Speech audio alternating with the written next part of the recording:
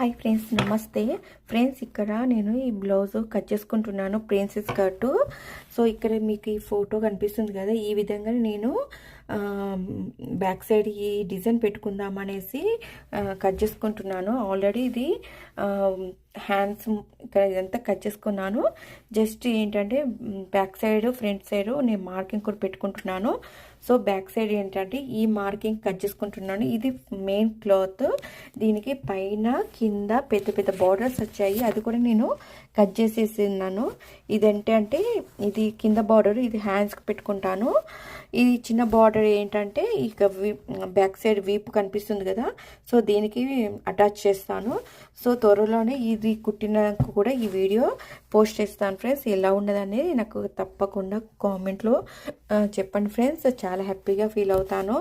So ఇది friends, ఈ main cloth వచ్చేసి బ్లూ కలర్ బార్డరు. ఇది